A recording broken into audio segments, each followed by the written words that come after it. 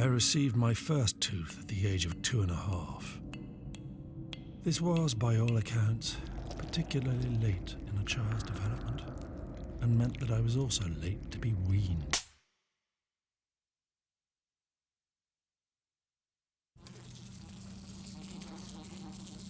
I did not enjoy teething so much. Its unpleasantness developed in me a certain disregard for these hard buds erupting from my gums.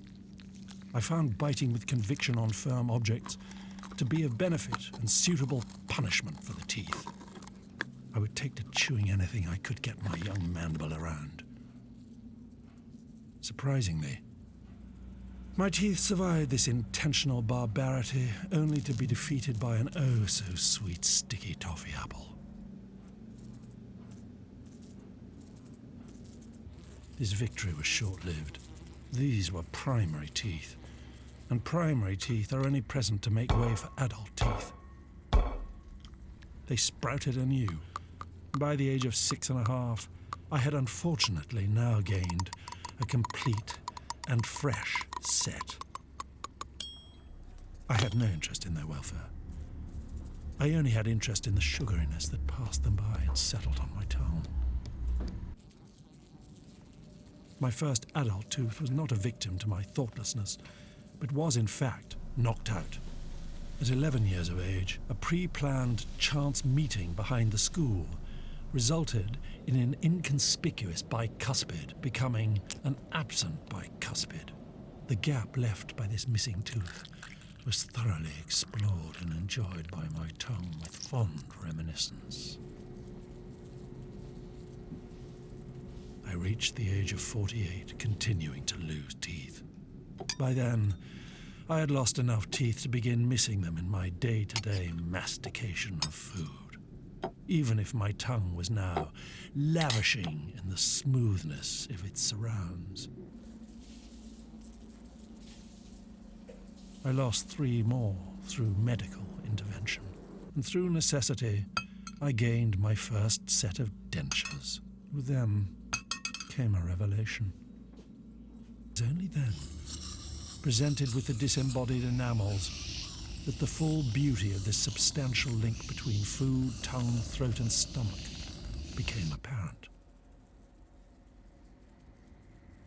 I began to place the form of the teeth above the function, vetting and analyzing food for potential risk of the teeth falling foul. Many foods, in fact, became avoided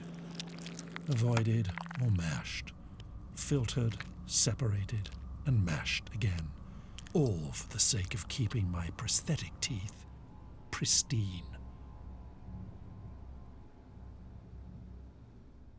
My fascination with teeth soon began to spread outside the realm of my own and into those of other toothed animals.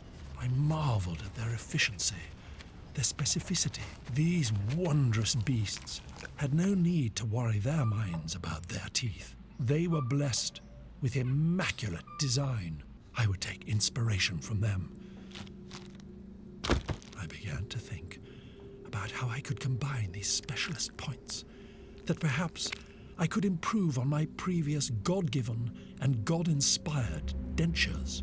I realized the perfect cutting, tearing, and mashing tools.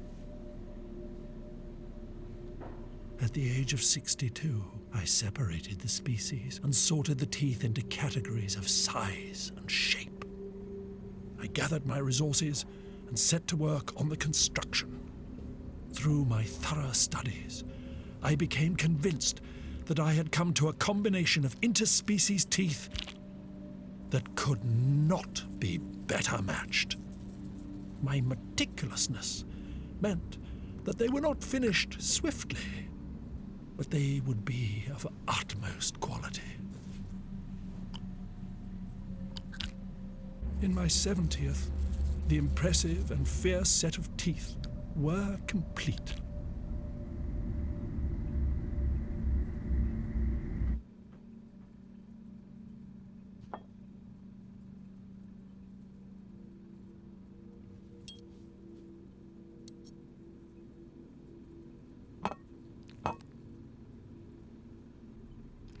In my 71st year, I lost the tip of my tongue.